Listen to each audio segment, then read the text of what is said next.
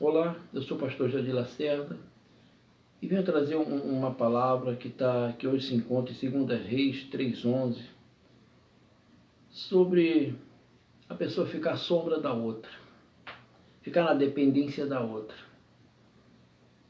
Há um tempo que isso às vezes é preciso para a pessoa aprender, que nem estar numa escola, mas não para toda a vida. Só que tem gente que depois que se encosta em alguém, ele não quer sair mais, ele se acomoda. Então temos alguns personagens aqui que teve necessidade de passar por isso por um tempo e depois ele andou com as próprias pernas. É preciso isso, é preciso o filho desgarrar de estar debaixo das asas da mãe, como se diz por aí, do pai.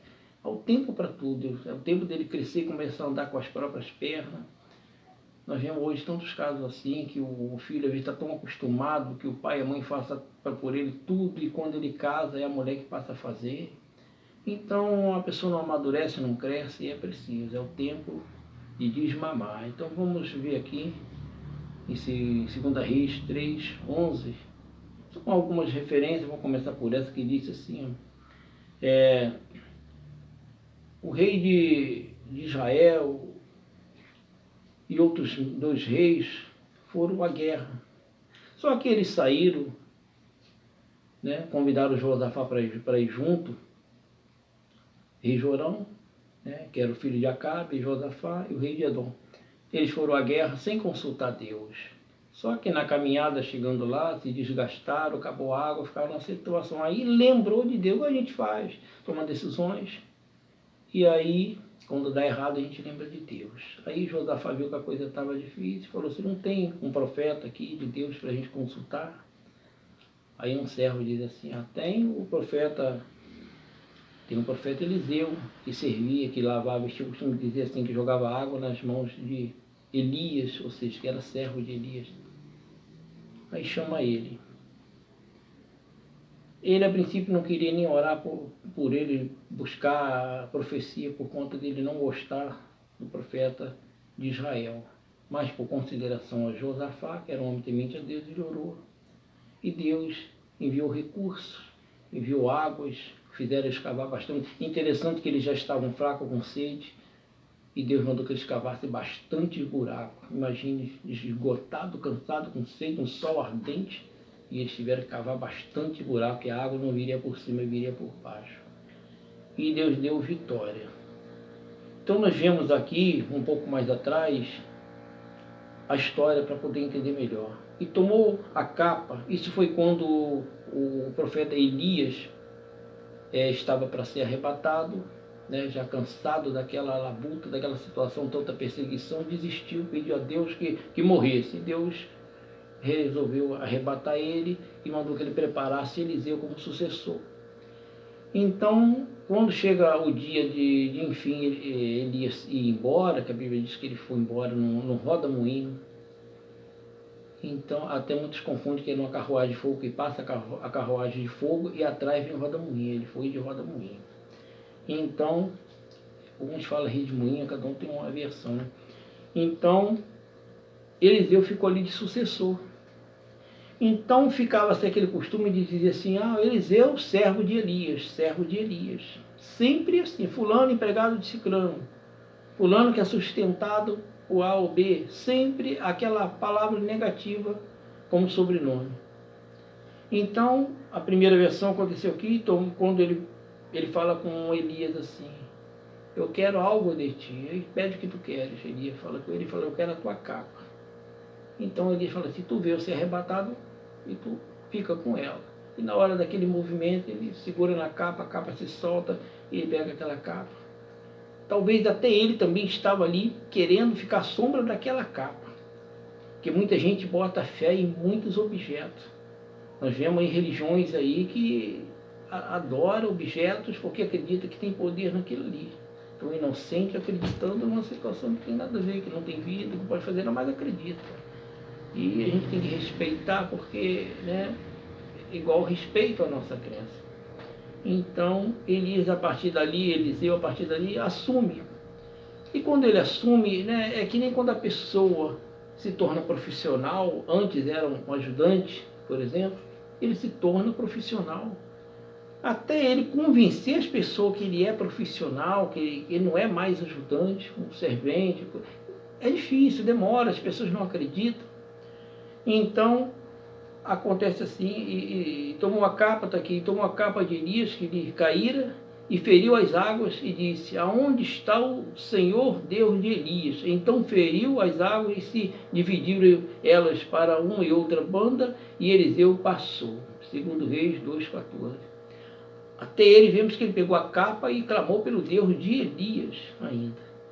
Mais à frente, vemos aqui também, em 2 Reis 2,15, vendo, pois, os filhos dos profetas que estavam de frente em Jericó, disseram, o espírito de Elias repousa sobre Eliseu, e vieram-lhe ao encontro e se prostraram diante dele em terra. Então, nesse momento que ele toca com a capa nas águas, os profetas, né, havia uma escola de profetas, então os filhos dos profetas, os aprendizes, olharam e reconheceram ele. Né? Ali passaram a reconhecer ele, que diz, o espírito de Elias repousa sobre Eliseu. Então já mudou, já inverteu o negócio. Aqui nós vemos aqui um reconhecimento e uma inversão, né? Foi inverter a situação, porque agora na cabeça deles era Elias que ajudava Eliseu. E mais acima, no que eu li aqui, disse Josafá, não há aqui algum profeta do Senhor para que consultemos ao Senhor por ele? Então respondeu um dos servos do rei de Israel e disse, aqui está Eliseu, filho de Safate, que deitava água sobre as mãos de Elias, ou seja, deitava. Então aqui ele foi consagrado. Quando os profetas viram que o rio se abriu, não importa que ele tocou na capa e clamou pelo Deus de Elias, importa é que ele tinha autoridade. E ali ele foi consagrado, ele deixou de estar sob a sombra de Elias, e agora ele era o profeta Eliseu, sem o sobrenome de Elias.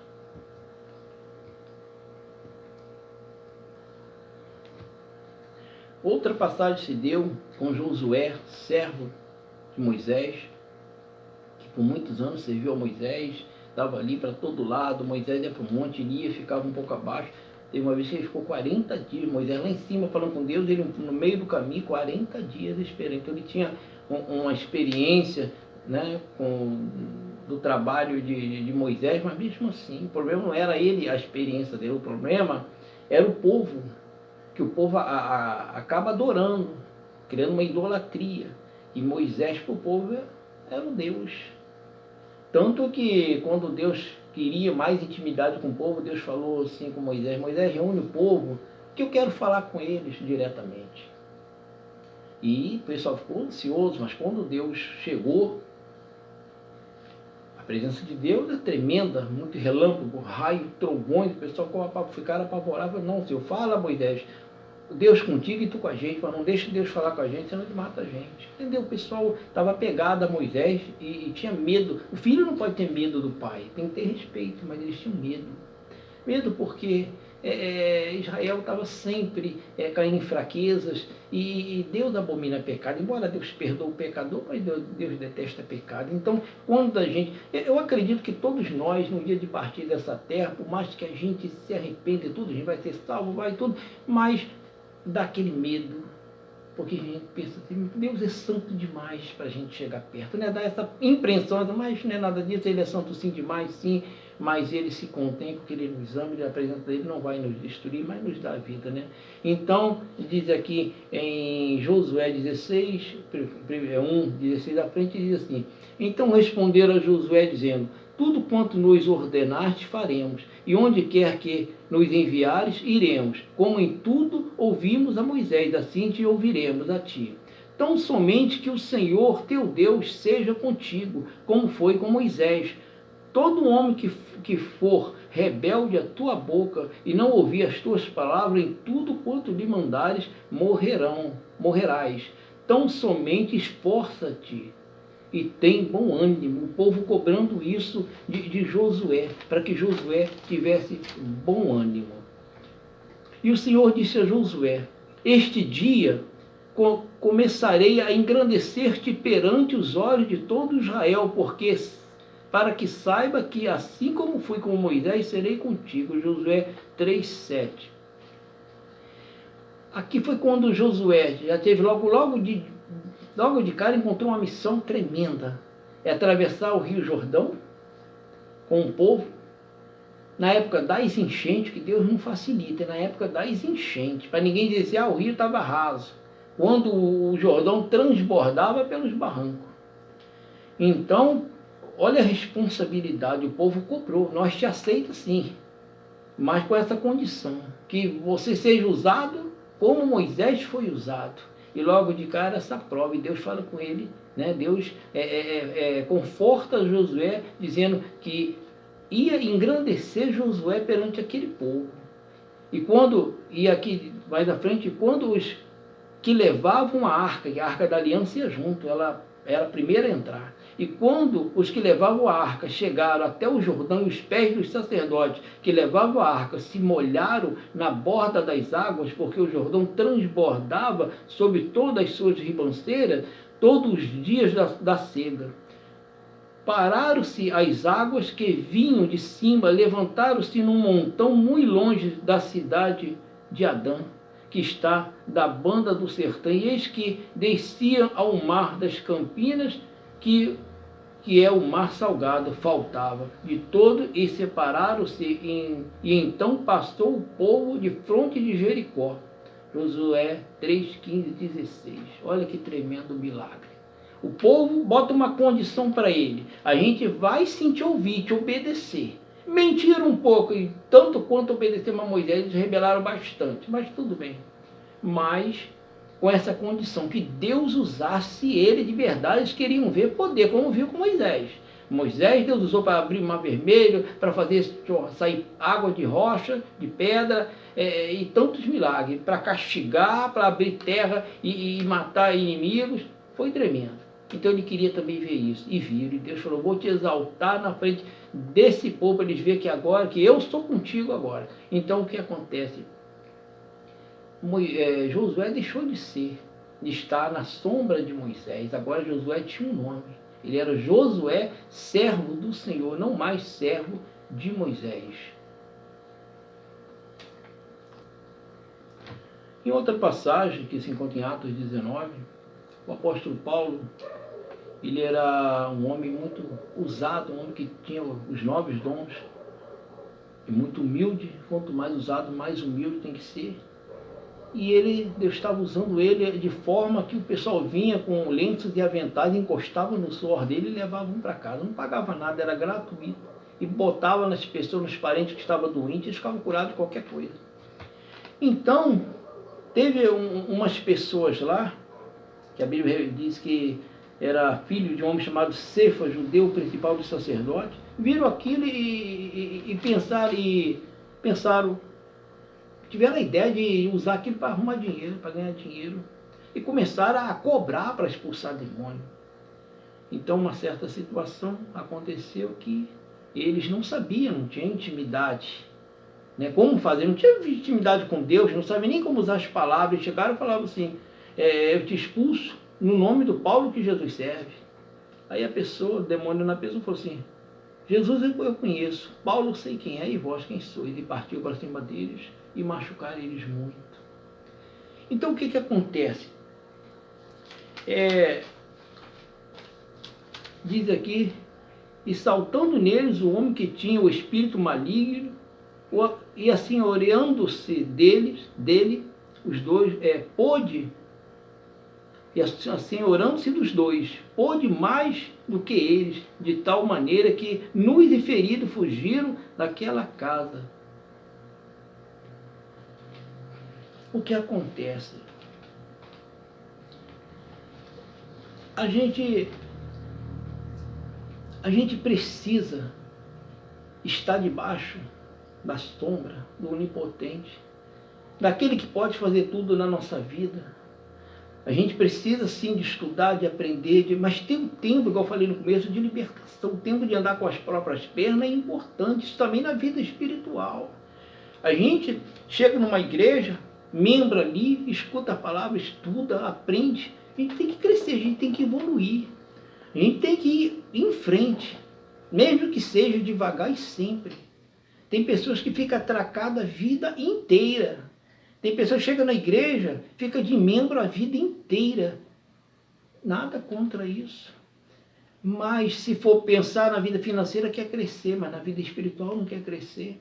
O interessante é que ninguém pensa e quase não se prega é sobre galardões.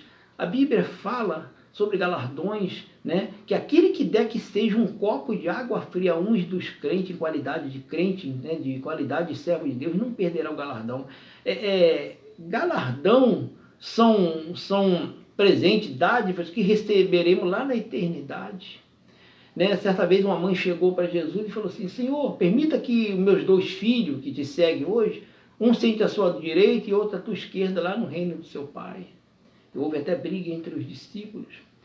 Porque é importante, nós vimos João Batista, que nasceu para morar na beira do Rio Jordão, ficou ali por 33 anos e meio, mais ou menos, batizando e pregando. Não tinha luz, conforto nenhum. A Bíblia descreve ele com uma roupa muito simples, feita de couro, comendo mel e gafanhoto. Que vida esse homem levou? Não fala de filho, de família, não fala de nada. E aí Jesus fala que lá no céu ele é o menor, ele é o menorzinho lá. Lá tem cargos, tem pessoas graduadas lá. Entendeu? Então nós, só estar salvo para mim é tudo. Claro que o principal é isso aí. Mas se a gente não tem ambição aqui na Terra, a gente não quer crescer aqui na Terra, a gente não quer construir, adquirir. Por que no céu eu vou ser um servente? Um exemplo, nada contra ser servente, eu já fui. Mas por que lá eu não me importo, eu vou ficar sentado na sombra? Eu não vou buscar crescer para chegar lá, né, e receber do Senhor os galardões, porque eu trabalhei aqui. Não é um pagamento, são dádivas, são presentes, são gratificações, são bênçãos. Nós vemos que tem pessoas que aqui tem uma ganância danada, mas quando chega na igreja, senta no banco lá dos visitantes e não sai mais.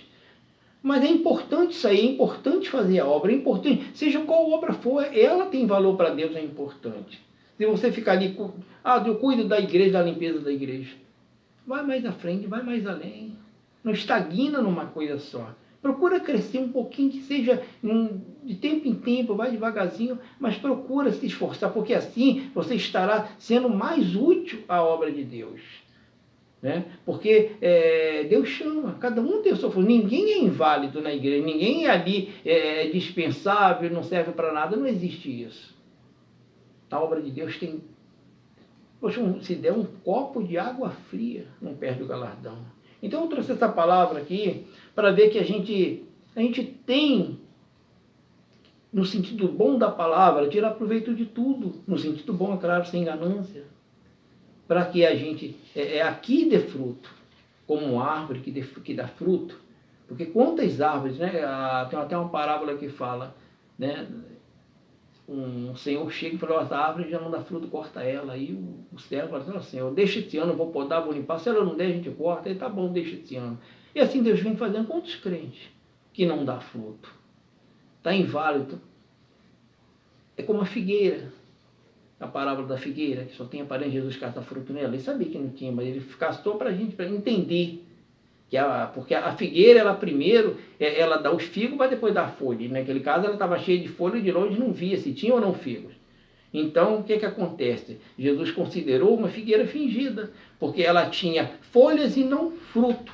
Por que se ela não deu, se primeiro dá fruto para dar folha, por que ela não deu fruto e deu folha? Por que ela não ficou pelada, sem folha, sem nada? Mas ela tinha aparência, tanto que atraiu todo mundo para lá, para ver se tem fruto. Então, tem figueira aí, tem pessoa aí que não larga o uniforme, né? Que eu costumo dizer, o que a Bíblia fala de roupa é simplesmente andar decente, é só isso, mas inventaram cada coisa aí, não larga o uniforme, mostra que é crente através do uniforme que usa, mas quando o Espírito Santo chega, não tem nada, não tem fruto nenhum, só tem aparência. Então muitas das vezes a gente está estagnado na igreja, é por aparência, a gente nem percebe que a gente está ali de enfeite.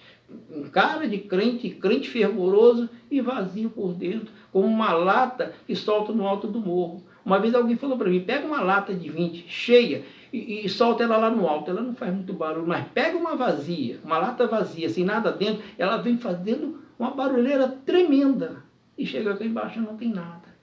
Então eu estou chamando a atenção dos irmãos para que busque ser útil no caminho do Senhor, na casa do Senhor, seja no treino, onde tiver, procure, tem uma chance, fala de Jesus. E principalmente, mais do que falar, dê exemplo de servo do Senhor. Porque às vezes, sem palavra, você vai ajudar uma pessoa a se posicionar, só com o teu exemplo. E também quero aproveitar e falar que se alguém tem dúvida de alguns assuntos da Bíblia, alguns versículos, quiser fazer pergunta, manda para a gente sobre alguma passagem, alguma palavra, e que a gente estará aí buscando, nos mínimos detalhes, explicar. Eu agradeço em nome de Jesus.